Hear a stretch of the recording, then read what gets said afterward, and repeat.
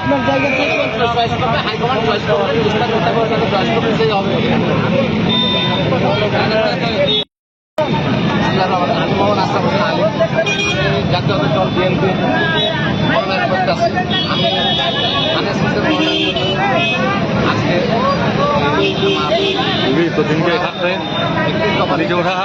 আজকে আমাদের দলের নির্দেশন শিক্ষানী করার দায়িত্ব আমাদের উপরে। আমরা তৃণমূল থেকে এটাকে আঁকিয়ে নিয়ে যাবো।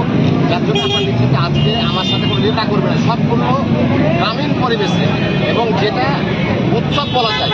আজকে আমরা দেখলে বুঝতে পারবেন যে এটা একটা বহুত উৎসবের মতোই কিন্তু আজকের এই গণমিছিল। এই জানান দিচ্ছে যে জাতীয় শক্তি একক এবং অটুট।